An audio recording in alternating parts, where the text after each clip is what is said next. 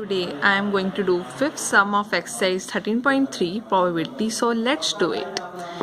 A laboratory blood test is 99% effective in detecting a certain disease when it is in fact present. एक laboratory test है, वो 99% disease बताता है और उनमें actually present भी होता है disease, ठीक है? However, if the test also yield a false positive for 0.5% of healthy person tested और 0.5% डिसीज उनको बता देता है जो बिल्कुल हेल्दी होते हैं, ठीक है? और इफ 0.1% ऑफ पॉपुलेशन, उन्होंने आगे क्या बोला है, if 0.1% of the population actually has a disease.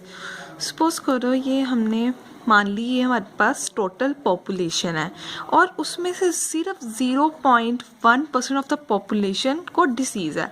तो हम यहाँ पे मान लेते हैं कि सिर्फ 0.1% को क्या है, डिसीज़. ये वाला हम डिसीज़ वाला मान लेते हैं, 0.1% को डिसीज़ है. तो ये हमारा कौन सा क्वेश्चन बच गया, जिनको डिसीज नहीं है. अगर हम पहले इसको सिंपल में कन्वर्ट करते हैं, 1/% का 100 आ जाएगा और ये पॉइंट भी है, इसका भी 10 आ जाएगा. अब हम इसको पॉइंट में कन्वर्ट करते हैं, क्या आएगा, 0.001, ठीक है? ये है जिनको डिसीज है. तो ये वाला पोर्शन क्या होगा, जिनको डिसीज नहीं है. अगर हम 1 में से माइनस करेंगे तो वो हमारे पास आ जाएगा जिनको डिसीज नहीं है ना, 0.01. तो ये क्या आ गया, 0.99 को डिसीज नहीं है. तो हम इसको E1 E2 इवेंट्स मान ही सकते हैं क्योंकि बेस थ्योरम में हमें ये इंपॉर्टेंट होते हैं निकालने. तो हम इसे मान लेते हैं पॉपुलेशन हैव डिसीज और E2 इवेंट को मान लेते हैं population do not have disease, ठीक है? तो probability of not have disease वाला कौन सा आ गया, प्रोबेबिलिटी E1 की क्या आ गई, 0.001 और प्रोबेबिलिटी ऑफ E2 क्या आ गई, नॉट हैविंग डिसीज क्या आ गई, 0.99, ठीक है? तो आगे उन्होंने क्या बोला है, what is the probability that person has a disease given that his test results is positive. जो हमें ऑलरेडी गिवन होता है हम उसे कौन सा इवेंट मान लेते हैं, ए इवेंट, ठीक है?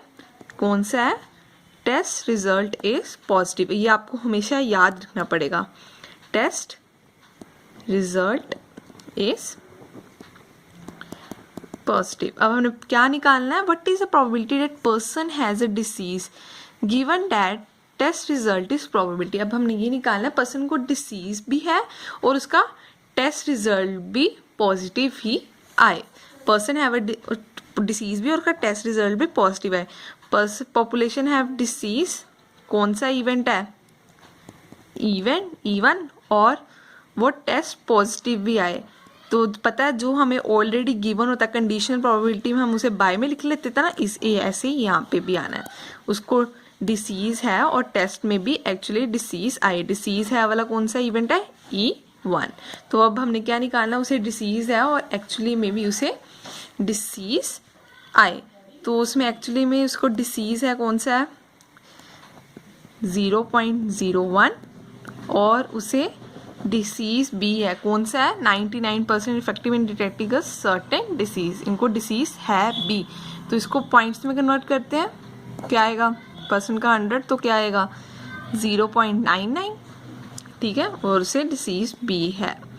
तो अब हम अपॉन में क्या लिखेंगे, सारी प्रोबेबिलिटीज लिख लेंगे कि उसे डिसीज है. तो ये एक तो ये वाली प्रोबेबिलिटी है, उसे डिसीज है और टेस्ट में भी आया उसे डिसीज है.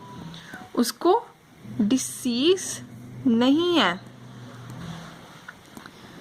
पर उसे डिसीज डिक्लेयर कर दिया गया है, यहाँ पर लिखा हुआ है ना, however The test also yield a false positive result for 0.5% of healthy person test.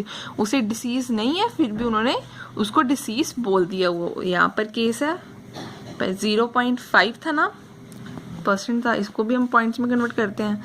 Percent का 100 और पॉइंट का भी नीचे 10 आएगा, तो इसमें क्या आएगा 0.005. ठीक है, इसे सॉल्व करते हैं.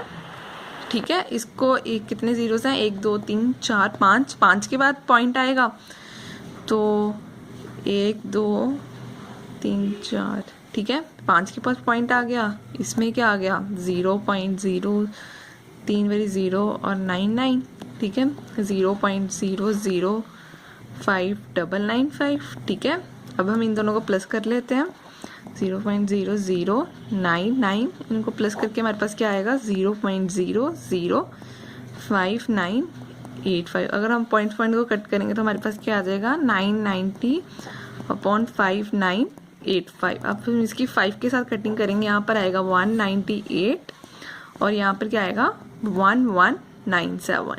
So this is the answer.